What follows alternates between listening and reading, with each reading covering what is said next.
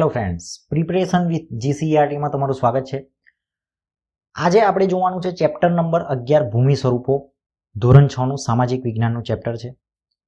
આની અંદર મિત્રો જો આપણે સ્પર્ધાત્મક પરીક્ષાની તૈયારી કરતા હોય અને એના સાપેક્ષમાં જ્યારે આપણે વાંચતા હોય ત્યારે તમે થોડાક આવા બે ચાર પ્રશ્નો સાંભળ્યા હશે કે પાવાગઢ કે ગિરનાર કયા પ્રકારના પર્વત છે, અથવા તો એવું પૂછાય કે જ્વાળામુખી નીચેનામાંથી કયા પર્વત છે, અથવા હિમાલય કયા પ્રકારનો પર્વત છે, અથવા ગિરનાર કયા પ્રકારનો પર્વત છે, ભારતમાં કેટલા અખાત આવેલા છે, અથવા બેટ કયા ટાઈપના છે, બેટ કોને કહેવાય, બરાબર છે, ભૂશીલ અને બેટમાં શું તફાવત।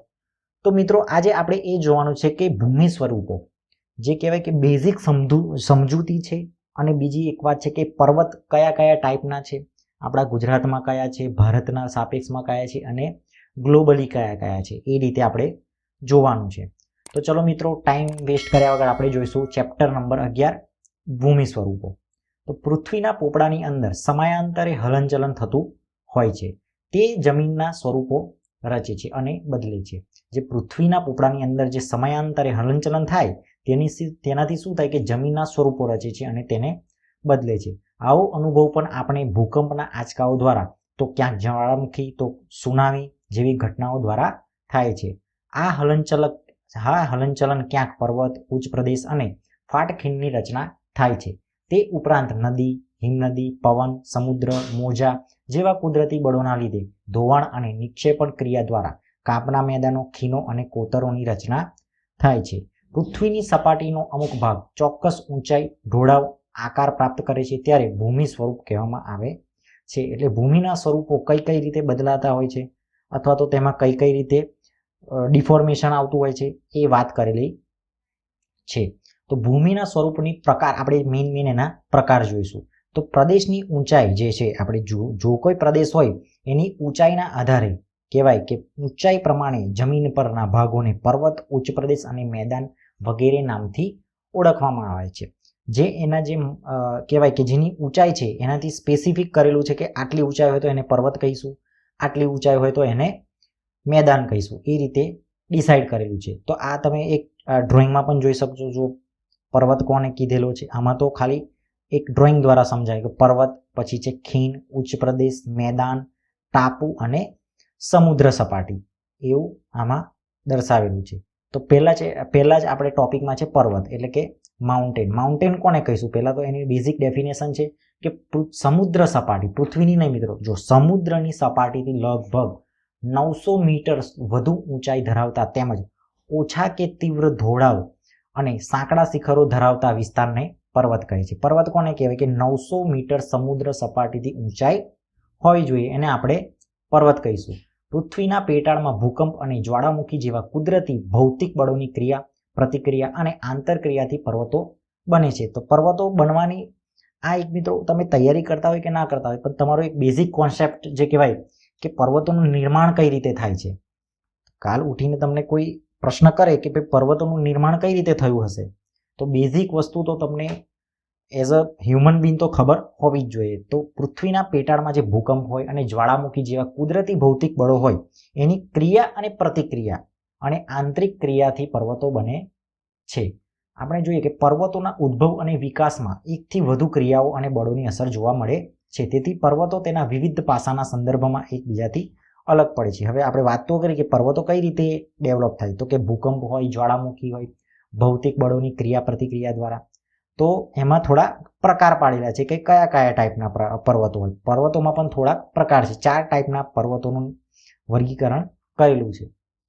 તો નિર્માણ ક્રિયા એટલે બનવાના આધારે પર્વતોના 4 ભાગમાં વહેંચવામાં આવે છે। પહેલું છે ગેડ પર્વત, બીજું છે ખંડ પર્વત, જ્વાળામુખી પર્વત અને અવશિષ્ટ પર્વત। હવે એક એકનું ડિટેલમાં થોડું લેખન કરેલું છે। તો ગેડ પર્વતમાળા આપણે કોને કહીશું, ગેડ પર્વતમાળા, આ નામ તો તમે સાંભળેલું જ હશે કે ગેડ પર્વતમાળા, અથવા તો તમે એવો પ્રશ્ન પણ ક્યાંક વાંચ્યો હોય કે હિમાલય કયા પ્રકારનો પર્વત છે, તો ગેડ પર્વત છે। તો ગેડ કોને કહેવાય, એટલે એને ઇંગ્લિશમાં કહે છે ફોલ્ડ માઉન્ટેન। મોટા ભાગે એને ગેડ કોને કહીશું, પહેલા તો એ તમે સમજો કે મોટા ભાગે સમુદ્રના તળિયાના પ્રદેશો કે જે જળાશયો તળિયે એકત્ર થયેલા નિક્ષેપમાં બંને બાજુએથી દબાણ કરતા આવી કરચલીઓ કે ગેડ બને છે। ફરી એકવાર જો ના ખ્યાલ આવ્યો તો મોટા ભાગે સમુદ્રના તળિયાના પ્રદેશો, જે સમુદ્ર છે એની તળિયાના પ્રદેશો કે જળાશયોના તળિયે, સમુદ્રના તળિયે અથવા જળાશયોના તળિયે એકત્ર થયેલા જે નિક્ષેપમાં બંને બાજુએથી દબાણ આવે છે, જેથી કરચલીઓ કે ગેડ પડે છે, તેના ઉધ્વ વળાંકને આપણે શિખર તરીકે અને અધો વળાંકને ખીણ તળેટી સ્વરૂપે ઓળખીએ છે. એટલે જે જળાશયની ઇનશોર્ટ તમે સમજો કે જળાશયની જે નીચેનો ભાગ હોય એ શું થાય, એક તો નિક્ષેપ એનો લાવે એટલે કાંપ લાવે ને એ બધું લાવે, એનાથી થાય શું કે જે નિક્ષેપ છે એ બંને બાજુથી દબાણ આવે, જેથી કરચલીઓ ઉપસી આવે. એટલે જે કરચલીઓ કે ગેડ પડે એ આપણે કહીશું. અને ઉધ્વ વળાંકની જે શિખર તરીકે એ ઉપરનો વળાંક હોય એને શિખર કહેવાય, અને નીચે અધો વળાંક હોય એને ખીણ કે તળેટી સ્વરૂપે જોઈ શકાય. અહીંયા તમે ડ્રોઈંગમાં પણ સમજી શકશો. જો નીચેની જે સપાટી હોય આવી રીતે દબાણ કરતી હોય, જેથી કરીને વચ્ચેનો ભાગ ઉપસી આવે. એશિયામાં આપણે એશિયાની વાત કરીએ, એશિયા ખંડ આપણો છે, તો એશિયામાં હિમાલય, યુરોપમાં આલ્પ્સ, ઉત્તર અમેરિકામાં રોકીઝ, દક્ષિણ અમેરિકામાં એન્ડીઝ દુનિયાના મુખ્ય ગેડ પર્વત છે. જો મિત્રો એક્ઝામની અંદર કદાચ પૂછાય કે નીચેનામાંથી કયો ગેડ પર્વત નથી, હવે આપણે એક હિમાલયની માહિતી હોય કે ચલો હિમાલય છે ગેડ પર્વતમાળા, એટલે હિમાલય ગેડ તરીકે પર્વત તરીકે છે. તો ઓપ્શનમાં આવું આલ્પ્સ હોય, યુરોપ જે યુરોપિયન કન્ટ્રીઝ જે ઉપરની સાઈડ હોય એ યુરોપમાં આલ્પ્સ એક છે, અને ઉત્તર અમેરિકામાં રોકીઝ અને દક્ષિણમાં એન્ડીઝ, એટલે ઉપરની સાઈડ રોકીઝ અને એન્ડીઝ એ બંને યાદ રહી ગયા. અને એક આલ્પ્સ યાદ રાખવાનું, એ શું છે ગેડ ટાઈપના છે. હવે ખંડ પર્વત કોને કહીશું, એટલે કે બ્લોક માઉન્ટેન કે ભૂગર્ભિક, અહીંયા સમજાવેલું છે કે અહીંયા ડ્રોઈંગમાં પણ જોશો તમે કે ભૂગર્ભિક બળોના લીધે બે ભૂમિ સ્તરો પર ખેંચાણ બળ લાગે છે, ત્યારે તેમાં તિરાડ અથવા ફાટ પડે છે. આથી આજુબાજુનો ભાગ બેસી જાય છે અને વચ્ચેનો ભાગ સ્થિર રહે છે, તો તે ખંડ પર્વત. અને નીચે બેસી જતા ભાગમાં ફાટ ખીણ રચાય છે. જર્મનીનો હોસ્ટ પર્વત તેનું શ્રેષ્ઠ ઉદાહરણ હોવાથી ખંડ પર્વતને હોસ્ટ પર્વત તરીકે પણ ઓળખવામાં આવે છે.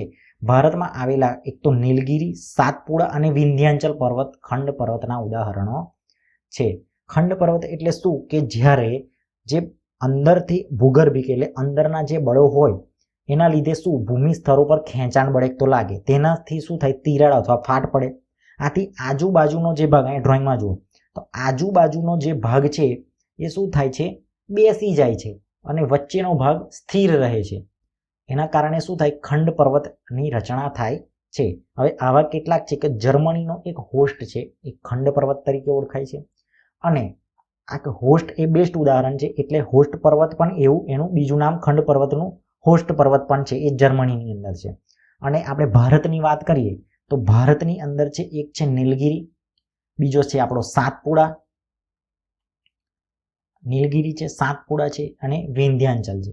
આપણે ગુજરાતનો જ્યારે નકશો જોઈએ ત્યારે આપણે એટલો તો ખ્યાલ હોવો જોઈએ કે સૌથી પહેલા કયા આવે પર્વતમાળા, એક સાતપુડા પહેલી આવે છે આપણી. જો 4 પર્વતમાળા છે એ તો આપણે ખબર છે, આપણે 4 પર્વતમાળા લાઇનસર છે. પહેલામાં પહેલી આપણી આવે છે અરવલ્લી પર્વતમાળા. કઈ આવે છે, અરવલ્લી, આપણે એમાં અરવલ્લી. પછી આવે છે સાતપુડા, બરાબર છે. પછી એક મિનિટ, આમાં બરાબર દેખાતું નહીં, એક જ મિનિટ. હા, આ રીતે છે, આ રીતે જે છે આપણે, બરાબર. તો પહેલી કઈ આવે આપણી અરવલ્લી, ચલો એ યાદ રહી ગઈ, અરવલ્લી. પછી બીજી આવે છે વિંધ્યાચલ. કઈ આવે છે, વિંધ્યાચલ. પછી આવે છે સાતપુડા અને છેલ્લી આવે છે સહ્યાદ્રી. આટલી તમારે યાદ રાખવાની કે પહેલી અરવલ્લી, બીજી વિંધ્યાચલ, પછી છે સાતપુડા અને સહ્યાદ્રી. હવે આમાંથી આપણી જે વિંધ્યાચલ છે, વિંધ્યાચલ અને સાતપુડા જે આ બે છે એ કયા પ્રકારની છે, આ ખંડ પ્રકારની છે. આ યાદ રાખવાનું, આ બે જે વચ્ચેવાળી છે એ કયા પ્રકારની છે, ખંડ પ્રકારની છે. તો આ આપણે યાદ રાખીશું. સિક્વન્સમાં સિક્વન્સમાં યાદ રાખશો તો યાદ વહેલી રહી જશે, બરાબર છે. અને એવું તમને યાદ રાખવું જ પડશે, કારણ કે જ્યારે પણ સિક્વન્સ પૂછાય ત્યારે તમને ખબર હોવી જોઈએ. અરવલ્લી, બીજી છે વિંધ્યાચલ, પછી છે સાતપુડા અને સહ્યાદ્રી. આટલું તમારે યાદ રાખવું પડશે. પછી ત્રીજા નંબર પર છે જ્વાળામુખી. જ્વાળામુખીની વાત કરીએ તો જ્વાળામુખી પર્વત કેટલા છે આપણે તો આ તો એના નામ પરથી જ ખબર પડી જાય કે જ્વાળામુખી ફાટતા પ્રફોસ્ટનથી એટલે કે એના ફૂટવાથી બહાર ફેંકાતા પદાર્થો શંકુ આકારે જમા થતા તે જ્વાળામુખી પર્વત બને છે. આ ડ્રોઈંગમાં આપેલું છે જુઓ. તો ઇટાલીનો વિસુવિયસ, ઇક્વેડોસનો કોટોપક્ષી, જાપાનનો ફ્યુઝિયામા અને ભારતનો બેરનનો અંદમાર. અંદમારની અંદર જે બેરન છે એ અને પાવાગઢ અને ગિરનાર જ્વાળામુખીના પર્વતો છે. આપણે મોસ્ટ ઓફ આ ગ્લોબલી કદાચ નામ એવા અઘરા હોય તો યાદ ના રહે, પણ આ બે છે એ આપણે યાદ રાખવાનું કે એ કેવા છે જ્વાળામુખી પર્વત છે. કયા કયા? પાવાગઢ અને ગિરનાર. અને જે આપણે વાત કરી કે વિંધ્યાચલ અને સાતપુડા કેવા છે એ તમારે કોમેન્ટ બોક્સમાં ચલો એટલું તમે લખી નાખજો તો તમને પણ યાદ રહી જશે. ચોથા નંબરનો છે અવશિષ્ટ પર્વત. અવશિષ્ટ પર્વત એટલે કઈ રીતે કહી શકાય કે ઘસારાના કુદરતી બળો સામે ટકી રહેલા શેષ ભાગોમાં અવશિષ્ટ પર્વત બને છે. હજારો વર્ષથી પોચા ખડકો ઘસાઈ વહી જાય છે તથા નક્કર ખડકમાંથી બનેલા ભૂમિભાગ ઊંચા ભૂમિખંડ તરીકે ટકી રહે છે. તેથી તે અવશિષ્ટ પર્વત કહે છે. અવશિષ્ટ એટલે કશું નહીં, જે પર્વત હોય એને ઘસારાથી બીજા બધા પાર્ટ નીકળી જાય અને એ ખાલી એક જે ખડક જે સ્ટ્રોંગ ભાગ હોય એ ઊભો હોય. તો એવા છે અરવલ્લી, નીલગિરી. અરવલ્લી કેવો છે? અવશિષ્ટ પ્રકારનો છે. બરાબર છે. પર્વતોનું મહત્વ. પર્વતોનું મહત્વ જોઈશું તો પર્વતો દેશ કે પ્રદેશની સીમા, સરહદ અને કુદરતી દિવાલ સમાન છે. જે આપણે કહેવાય કે પર્વતોનું મહત્વ અહીંયા સમજાવવામાં આવ્યું છે કે પર્વતો કોને કહે, એનું મહત્વ શું છે? તો પર્વતો દેશ કે પ્રદેશની સીમા, સરહદ અને કુદરતી દિવાલ સમાન છે અને ઠંડા પવનથી રક્ષણ કરે છે. તો ભેજવાળા પવનોને રોકી અને વરસાદ આપે છે. પર્વતોના નદીઓના ઉદ્ગમ સ્થાન છે, તેમાંથી નીકળતા નદીઓ. એક મિનિટ આપણે આ ઉપર લઈ લઈએ જેથી કરીને તમે જોઈ શકો. એટલે પર્વતો શું કરે? તો કુદરતી ઢાલ છે, સીમા સરહદ છે, ઠંડા પવનને રક્ષણ આપે છે, ભેજવાળા પવનોને રોકીને વરસાદ આપે છે. પર્વતોના નદીઓના ઉદ્ગમ સ્થાન, બધા જે મોસ્ટલી જે નદીઓ છે એ બધાના ઉદ્ગમ સ્થાન ક્યાંથી હોય છે? પર્વતોમાંથી હોય છે. તો તેમાંથી નીકળતી નદીઓ દ્વારા ફળદ્રુપ મેદાનોનું નિર્માણ થાય છે. વધુ વરસાદવાળા ઊંચા હિમાચ્છાદિત પ્રદેશમાં બારેમાસ વહેતી નદીઓ જળ ભંડારનું કાર્ય કરે છે. જળ વિદ્યુત ઉત્પન્ન કરવા માટે પણ તે જરૂરી છે. ઉપરાંત પર્વતો જંગલ સંપત્તિ, ખનિજ સંપત્તિ, પ્રાણી સંપત્તિના ભંડાર, પ્રવાસન ઉદ્યોગ, ચલચિત્ર ઉદ્યોગ, પર્વતારોહક અને પર્વતો આશીર્વાદ સ્વરૂપ છે. વિશ્વની કુલ વસ્તીના 10મા ભાગની વસ્તી રહેઠાણ માટેનું સ્થાન છે. અહીંયા જો આશીર્વાદ આ જોડણી પૂછાય. મેં ઘણીવાર આવી રીતે આ જોડણી બતાવતો હોય છે જે પૂછાતી. આશીર્વાદની જોડણી તમારે અહીંયા જોઈ લેજો મિત્રો. તમે સામાજિક ભલે વિજ્ઞાન વાંચતા હોય પણ તમારો કોન્સેપ્ટ તમારે જો તમે કોમ્પિટિટિવ એક્ઝામની તૈયારી કરો છો એટલે તમારે વાંચનમાં પણ એ ફોકસ રાખવું પડશે. બરાબર છે. તો આ બધું વસ્તુ તમારે ધીરે ધીરે નોટિસ કરવાનું. અહીંયા આ વિકસિત શહેર છે, દેશ છે અને એની ઊંચાઈ છે. આ એટલું ઇમ્પોર્ટન્ટ નથી. મેક્સિકો ક્યાં છે? એનો દેશ મેક્સિકો એટલે વિકસિત શહેર મેક્સિકો આ યાદ રહી જાય. ક્વિટો ઇક્વેડોર, બગોટા કોલંબિયાનું છે, લેહ ભારતનું છે આ યાદ રહે. લહાઝા એ તિબેટ ચીનનું છે આ યાદ રાખવું પડે. લાપાઝ બોલિવિયા. આપણા માટે 3 ઇમ્પોર્ટન્ટ છે. મેક્સિકો યાદ રહી જાય, લેહ ભારતનું છે એ યાદ રહી જાય અને આ લહાસા એ તિબેટ ચીનની અંદર આવેલું છે એ યાદ રાખવું પડે. હવે ઉચ્ચ પ્રદેશ કોને કહીશું? તો આપણે પર્વતોની વાત કરી, હવે આયા ઉચ્ચ પ્રદેશ તરફ. તો સમુદ્ર સપાટીથી આશરે 180 મીટરથી વધુ ઊંચાઈ ધરાવતા તથા ટોચ ઉપરથી પ્રમાણમાં પહોળા અને સપાટ ભૂમિ ભાગને ઉચ્ચ પ્રદેશ કહે છે. પર્વતની વાત કરી હતી આપણે 900 મીટર, આ આયા 180 મીટરથી વધુ ઊંચાઈ ધરાવતા હોય એને આપણે ઉચ્ચ પ્રદેશ કહીશું. ઉચ્ચ પ્રદેશનું વર્ગીકરણ પણ 3 ભાગમાં કરવામાં આવ્યું છે. પહેલા પર્વતોનું 4 ભાગમાં હતું. ભૌગોલિક સ્થાન અને સંરચનાને આધારે ઉચ્ચ પ્રદેશો 3 ભાગમાં વહેંચી શકાય છે. આંતર પર્વતીય ઉચ્ચ પ્રદેશ, પર્વત પ્રાંતીય ઉચ્ચ પ્રદેશ અને ખંડીય ઉચ્ચ પ્રદેશ. એમાં 1 બાય 1 આપણે જોઈશું કે આંતર પર્વતીય ઉચ્ચ પ્રદેશ કોને કહેવાય. તો ચારે બાજુ ચારે બાજુ ઊંચી પર્વતમાળાઓથી પૂર્ણ રીતે કે આંશિક રીતે ઘેરાયેલ જે ભૂમિભાગ છે એને આંતર પર્વતીય ઉચ્ચ પ્રદેશ કહેવામાં આવે છે. તિબેટનો ઉચ્ચ પ્રદેશ અને મોંગોલિયાનો ઉચ્ચ પ્રદેશ તેના ઉદાહરણો છે. એટલે ઇન શોર્ટ કે આજુબાજુ શું હોય, પર્વત હોય અને વચ્ચે એ નાનકડો એવો ઉચ્ચ પ્રદેશ હોય, એટલે કે એવી જગ્યા હોય. પર્વત પ્રાંતીય ઉચ્ચ પ્રદેશ, તો પર્વતની તળેટીમાં એક તરફ સીધો ઢોળાવ ધરાવતા પ્રદેશને પર્વત પ્રાંતીય ઉચ્ચ પ્રદેશ કહેવામાં આવે છે. એટલે કે એક સાઈડ ઊંચો ભાગ હોય અને બીજી બાજુ આવી રીતે ઢળતો ભાગ હોય એવું કહેવા માંગે છે. સીધો ઢોળાવ ધરાવતા પ્રદેશને પર્વત પ્રાંતીય ઉચ્ચ પ્રદેશ કહેવામાં આવે છે. પેન્ટાગોનિયા એટલે કે દક્ષિણ અમેરિકામાં આવેલો છે. પીડમોન્ટ યુએસમાં આવેલો છે. ભારતની વાત કરીએ તો માંડવાનો ઉચ્ચ પ્રદેશ તેનું શ્રેષ્ઠ ઉદાહરણ છે. આપણે ભારત અને ગુજરાતની જે વાત હોય એના પર ફોકસ વધારે રાખીશું. એટલે કે ભારતની વાત કરીએ તો આપણે માંડવાનો જે ઉચ્ચ પ્રદેશ તેનું પર્વત પ્રાંતીયનું શ્રેષ્ઠ ઉદાહરણ છે. આપણે ત્રીજા ટોપિકમાં જોઈશું કે ખંડીય ઉચ્ચ પ્રદેશ. આપણે જે 3 ભાગ વહેંચ્યા એમાં ત્રીજામાં આવે છે ખંડીય ઉચ્ચ પ્રદેશ. ભૂગર્ભિક હલનચલનથી ઉચકાયેલા ભૂમિભાગને મોટા ભૂમિભાગ પર લાવવાના સ્તરો ખૂબ ઊંચાઈ સુધી ઠરવાની ખંડીય ઉચ્ચ પ્રદેશનું નિર્માણ થાય છે.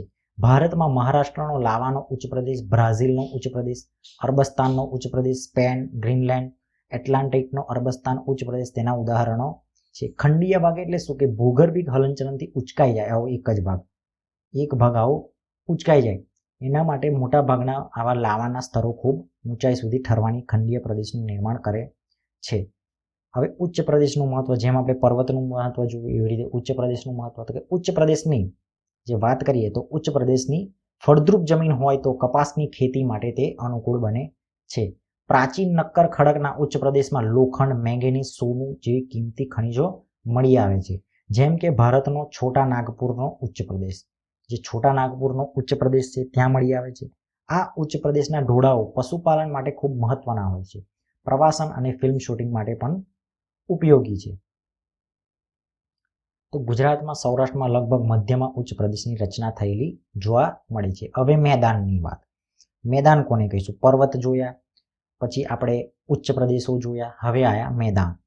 તો સમુદ્ર સપાટીથી 180 મીટરથી ઓછી ઊંચાઈએ આવેલા સમતલ સપાટ ભૂમિભાગને મેદાન તરીકે ઓળખવામાં આવે છે. દુનિયાના મોટા ભાગના મેદાનો નદી દ્વારા ઠલવાયેલ માટીમાંથી નિર્માણ પામ્યા છે. નદીઓ સિવાય કેટલાક મેદાનોનું નિર્માણ પવન, જ્વાળામુખી અને હિમ નદીઓ દ્વારા પણ જોવા મળે એટલે કે થાય છે. એટલે મેદાનની વાત કરીએ તો 180 મીટરથી ઓછી ઊંચાઈ. હવે મેદાનોનું વર્ગીકરણ તો 3 ભાગમાં છે. નિર્માણના આધારે મેદાનોનું વર્ગીકરણ કરેલું છે. કિનારાના મેદાન, ઘસારાના મેદાન અને નિક્ષેપણના મેદાન. તો એમાં આપણે 1 બાય 1 જોઈશું. કિનારાના મેદાન તરીકે એટલે કે કોસ્ટલ પ્લેન કહીએ, એને કન્સ્ટ્રક્ટિવ પ્લેન કહેવાય ઇંગ્લિશમાં.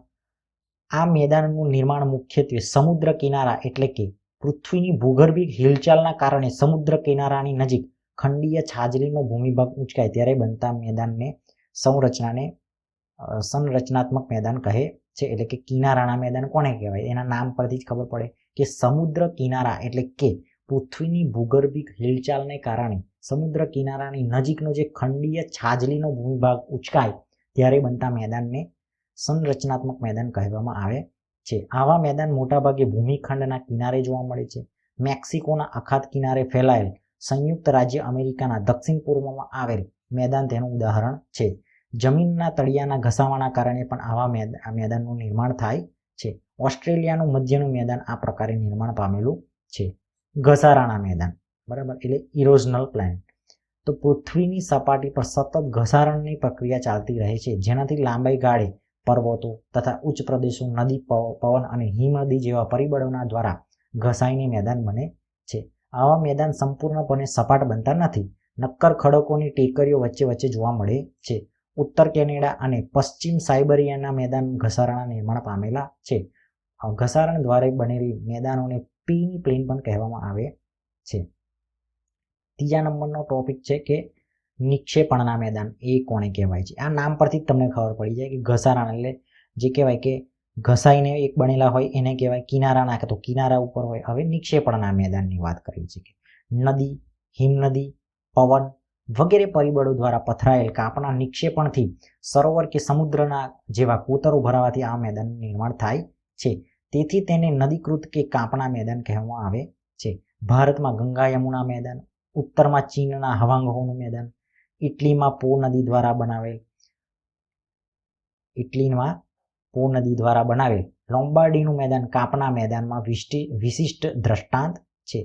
આપણે વાત કરી કે જ્યારે મેદાનોનું નિર્માણ સરોવરના કાંપના નિક્ષેપણથી થાય ત્યારે સરોવરના મેદાન તરીકે ઓળખાય છે. કાશ્મીરમાં ખીણો ભારતમાં સરોવરનું મેદાનનું ઉદાહરણ છે.